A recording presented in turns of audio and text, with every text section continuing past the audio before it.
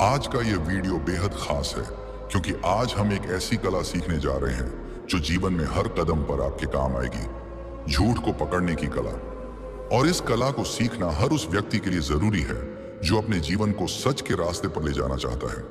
इस वीडियो में हम जानेंगे कि कैसे आप झूठ को आसानी से पकड़ सकते हैं, किन संकेतों पर ध्यान देना चाहिए और किन सावधानियों को बरतना चाहिए। लेकिन उससे पहले मैं आपको एक कहानी सुनाता हूं जो चाणक्य और उनके शिष्य चंद्रगुप्त की है। यह कहानी आपको न केवल प्रेरित करेगी बल्कि यह भी सिखाएगी कि कैसे चाणक्य ने अपने तीक्ष्ण बुद्धि और अवलोकन से झूठ को पल भर में पकड़ लिया। तो इस वीडियो को अंत तक जरूर देखें क्योंकि आज आप कुछ ऐसा सीखने वाले हैं जो आपके जीवन को बदल सकता है। चलिए शुरू करते हैं। एक दिन चंद्रगुप्त अपने गुरु चाणक्य के पास आए। उनके चेहरे पर एक अजीब सी बेचैनी थी, मानो वे कुछ छिपा रहे हों। चाणक्य ने उनकी ओर देखा और शांत स्वर में पूछा, चंद्रगुप्त, क्या बात है? तुम्हारा मन आज कुछ उदास क्यों लग रहा है? चंद्रगुप्त ने हंसते हुए जवाब दिया, गुरुदेव, कुछ नहीं, बस युद्ध की तैयारियों में व्यस्त था। सब ठीक है। लेकिन उनकी आंखें कुछ और कह रही थीं। चाणक्य ने गौर किया कि चंद्रगुप्त की मुस्कान बनावटी थी और उनकी आवाज में एक हल्का सा कंपन था। चाणक्य ने मुस्कुराते हुए कहा, चंद्रगुप्त, तुम मेरे शिष्य हो, तुम्हें मुझसे कुछ छिपाने की आवश्यकता नहीं। बोलो, क्या बात है? चंद्रगुप्त ने फिर हंसकर टालने की कोशिश की।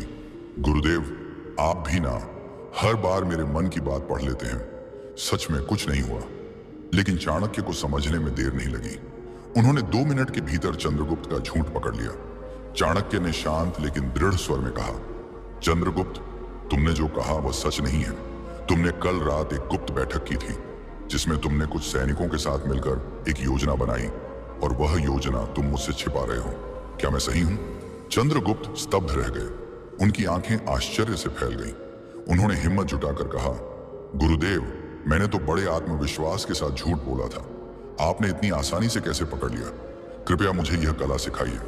चाणक्य ने हंसते हुए कहा, मेरे शिष्य, झूठ पकड़ना कोई जादू नहीं बल्कि एक कला है जो अवलोकन, धैर्य और बुद्धि से आती है। आज मैं तुम्हें यह सिखाऊंगा कि कैसे तुम झूठ को पकड़ सकते हो और हकीकत को जान सकते हो। लेकिन पहले मैं तुम्हें एक और कहानी सुनाता हूं जो तुम्हें इस कला का महत्व समझाएगी। एक छोटा सा गांव था, हरा भरा, शांत और ईमानदार लोगों से भरा हुआ। उसी गांव में एक व्यापारी रहता था। उसका नाम था धर्मदत्त। धर्मदत्त की घी की दुकान पूरे गांव में प्रसिद्ध थी। लोग कहते थे कि उसके यहाँ का घी सबसे शुद्ध होता है, गाय के ताजे दूध से बना, सुगंधित और स्वादिष्ट। धर्मदत्त की दुकान पर हमेशा भीड़ लगी रहती थी। दूर दूर से लोग उसके यहाँ घी खरीदने आते थे। उसका कारोबार खूब फल फूल रहा था। उसके पास धन, नाम और मान सम्मान सब कुछ था। लेकिन मनुष्य का मन बड़ा चंचल होता है। धन मिलने के बाद भी लोभ का नशा उतरा नहीं। समय बीतता गया। धीरे धीरे धर्मदत्त के मन में लोभ जाग उठा। उसे लगने लगा कि यदि वह घी में थोड़ा सस्ता तेल मिलाए तो उसे अधिक मुनाफा होगा। उसकी दुकान तो वैसे भी प्रसिद्ध थी, कोई शक नहीं करेगा। पहली बार उसने बहुत डरते डरते यह काम किया। उसे उम्मीद नहीं थी कि लोग इस बात को समझ पाएंगे।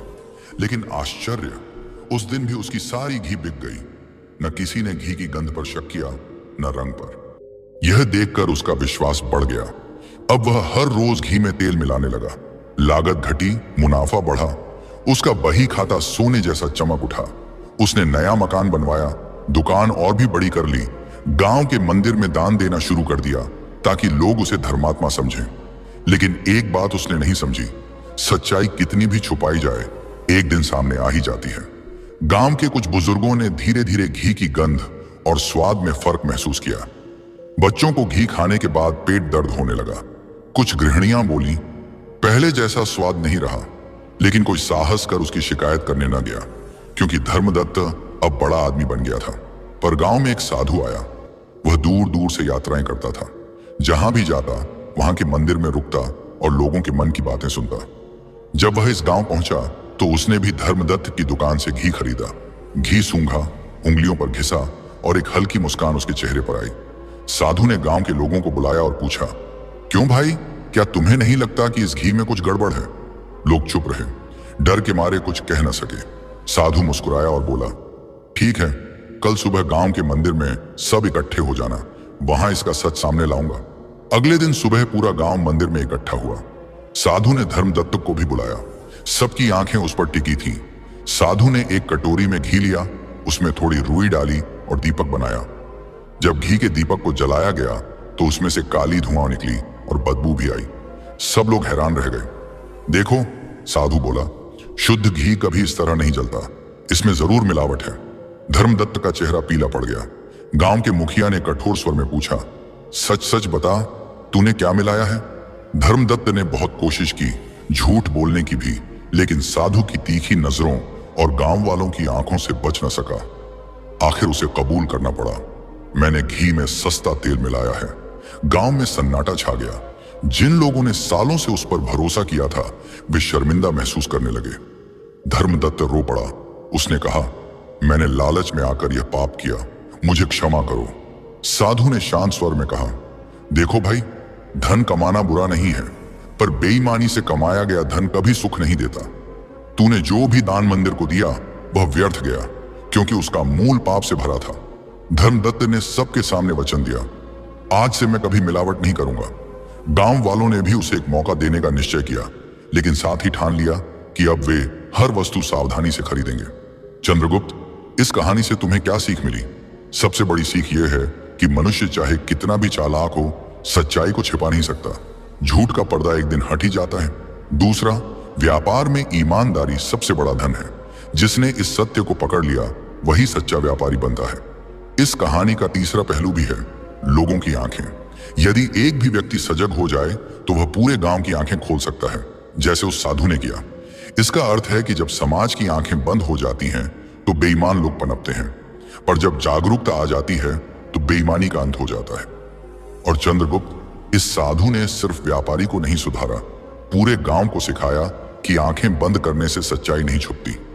यदि गांव वाले शुरू में ही सच को पहचान लेते तो घी मिलावट से बच्चों को कष्ट न होता। इसलिए राज्य चलाते समय या किसी भी पद पर रहते हुए तुम्हें भी सजग रहना होगा। जब कोई दरबारी तुम्हें चापलूसी करे तो उसकी बातों के पीछे छुपे इरादों को देखना। जब कोई सलाह दे तो उसके मन की सच्चाई को पकड़ना।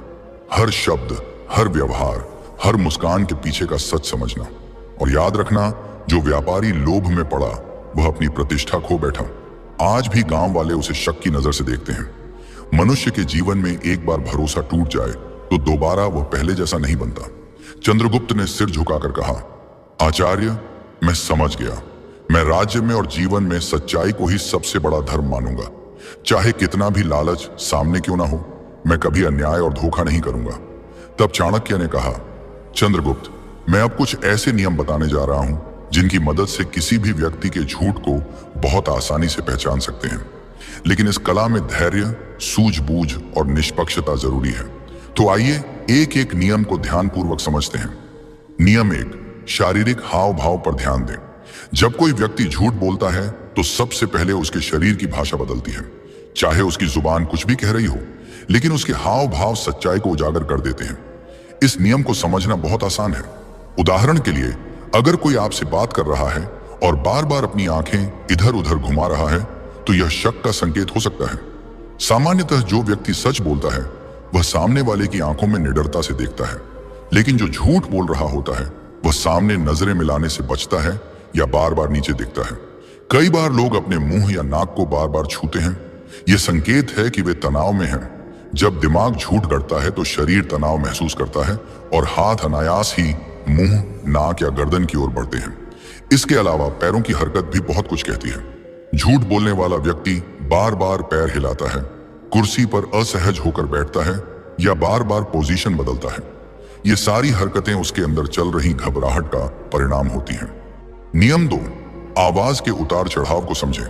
दूसरा महत्वपूर्ण नियम है व्यक्ति की आवाज पर ध्यान देना।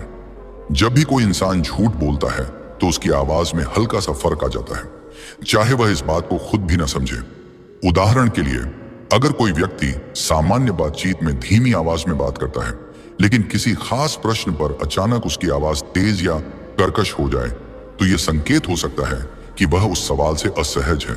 इसी तरह यदि उसकी आवाज में अचानक रुकावट आने लगे, जैसे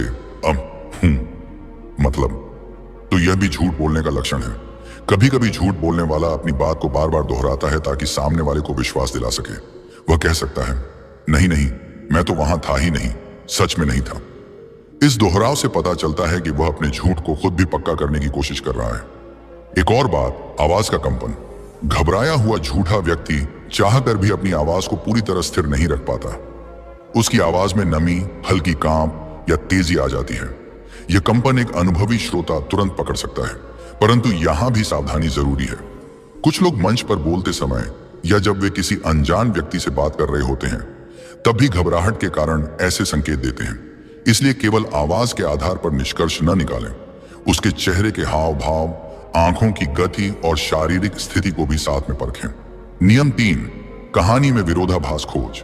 जब कोई व्यक्ति झूठ बोलता है तो उसकी बातों में विरोधाभास होना स्वाभाविक है। सच केवल एक होता है, इसलिए जो व्यक्ति सच्चाई बोलता है उसकी कहानी हमेशा एक जैसी होती है, लेकिन जो झूठ बोलता है उसे अपनी बातों को बार बार बनाना पड़ता है और इस चक्कर में कहीं ना कहीं वह गड़बड़ कर बैठता है। उदाहरण के लिए मान लीजिए कोई कहता है कि मैं कल पूरे दिन घर पर था, लेकिन थोड़ी देर बाद कहता है कि मैं दोस्त से मिलने बाजार गया था। यह विरोधाभास है। दोनों बातें एक साथ सच नहीं हो सकती। ऐसे ही लोग अपनी बातें बदलते रहते हैं और झूठ की परतें खुलती जाती हैं। यदि आप शांति से, धैर्य के साथ उसके पहले और बाद के जवाबों को जोड़ेंगे तो आपको ये अंतर दिखने लगेंगे। खास तौर से तब जब आप उससे अलग अलग तरीके से एक ही बात पूछें। कई बार वही सवाल दोबारा पूछने पर उसका जवाब बदल जाता है। यह भी झूठ का संकेत है। सावधानी रखें, कभी कभी इंसान सच में भी भूल सकता है, इसलिए इस नियम के साथ साथ दूसरे नियमों का भी ध्यान रखें। नियम 4, भावनाओं की गहराई को परखें। जो व्यक्ति झूठ बोलता है उसकी भावनाएं भी अक्सर बनावटी होती हैं। उदाहरण के लिए, अगर कोई बहुत ज्यादा जोर जोर से दुख या खुशी जताने लगे लेकिन उसकी आंखों में आंसू ना हो या चेहरे पर सच्चा भाव ना दिखे, तो यह शक का विषय हो सकता है। सच्ची भावनाएं भीतर से आती हैं, उनके लिए ज्यादा कोशिश करने की जरूरत नहीं होती। लेकिन झूठ बोलते समय व्यक्ति सोचकर भाव बनाता है, इसीलिए उसकी आवाज, चेहरे के हाव भाव और आंखों की चमक में फर्क नजर आता है। उदाहरण के तौर पर, अगर कोई दोस्त कहे कि वह आपकी मदद से बहुत खुश है, लेकिन उसके चेहरे पर खुशी नहीं दिखती या वह बार बार मुस्कुराने की कोशिश कर रहा है, तो समझिए कुछ गड़बड़ है। इसी तरह झूठा दुख दिखाने वाला व्यक्ति बार बार चेहरे को छू सकता है, नीचे देख सकता है या मुंह फेर सकता है। पर ध्यान रखें, हर बार ज्यादा भाव दिखाना झूठ का संकेत नहीं होता। कुछ लोग स्वभाव से भी नाटकीय होते हैं, इसलिए बातों, हाव भाव, आवाज सब कुछ मिलाकर सोचें। नियम 5, समय का दबाव बनाएं। झूठ बोलने वाला व्यक्ति अपने झूठ को तैयार करने के लिए समय चाहता है। अगर आप उस पर अचानक सवालों की बौछार कर दें या त्वरित उत्तर मांगे तो वह घबरा सकता है या रुक रुक कर जवाब देगा। मान लीजिए आप किसी से पूछते हैं, तुम कल रात कहां थे, और वह बिना तुरंत जवाब दिए सोचने लगता है या इधर उधर देखने लगता है, तो इसका मतलब है कि वह मन में जवाब गढ़ रहा है। जबकि जो सच बोलता है वह बिना रुके साफ जवाब देता है। इसलिए जब भी आपको किसी पर शक हो, अचानक सवाल करें और तुरंत जवाब मांगें। इससे झूठ बोलने वाले के मन में घबराहट बढ़ेगी और उसके चेहरे व शरीर के हाव भाव बदल जाएंगे। पर सावधानी रखें, कभी कभी इंसान सच बोलते हुए भी सोचने में समय लेता है, जैसे कि अगर सवाल पुराना हो या व्यक्ति थका हुआ हो। इसलिए केवल इस आधार पर निष्कर्ष न निकालें, बाकी नियमों को भी साथ में देखें। नियम, अतिरिक्त जानकारी पर गौर करें। झूठ बोलने वाला व्यक्ति अपनी बात को विश्वास दिलाने के लिए बहुत सारी अनावश्यक जानकारी भी देता है। वह छोटी छोटी बातें बताने लगता है जो असल सवाल से जुड़ी नहीं होती। उदाहरण के लिए, अगर आप किसी से पूछें, तुम कल कहां थे, और वह बोले, मैं मार्केट गया था, वहां एक लाल गाड़ी दिखी, फिर अचानक बारिश भी आ गई, तभी मुझे दोस्त मिला, तो यह जरूरत से ज्यादा विस्तार है। सच बोलने वाला सीधा जवाब देगा, मार्केट गया था, बस। ये झूठा व्यक्ति अपनी बात में इतना लच्छेदार मसाला भर देता है कि सुनने वाला उलझ जाए और असली सवाल भूल जाए। यह भी झूठ का संकेत हो सकता है, लेकिन सावधानी यहां भी जरूरी है। कुछ लोग स्वभाव से विस्तार में बात करते हैं, इसलिए इस आदत को पहले समझें। जब किसी विशेष विषय पर उसकी बात असामान्य लंबी हो जाए, तब सतर्क हो जाएं। नियम 7, अपनी प्रवृत्ति पर भरोसा करें। हम सबके अंदर एक स्वाभाविक अनुभूति होती है जिसे अंतर्मन या गट फीलिंग कहते हैं। जब भी कोई झूठ बोलता है तो मन के अंदर से हल्की सी आवाज आती है कि यह बात कुछ ठीक नहीं लगती। इस प्रवृत्ति को नजरअंदाज न करें। अगर कोई आपकी आंखों में देखकर भी बोले और कहे कि मैं सच बोल रहा हूं, लेकिन आपके मन में संदेह उठे तो इस भावना पर ध्यान दें। आपका अवचेतन मन व्यक्ति के चेहरे, हाव भाव, शब्दों और परिस्थिति से मिले सभी संकेतों को एक साथ जोड़कर यह इशारा देता है। अगर आप इन 7 नियमों को लगातार अपने जीवन में आजमाते रहेंगे तो कुछ ही समय में आप भी असली और नकली बातों में फर्क पहचानना सीख जाएंगे।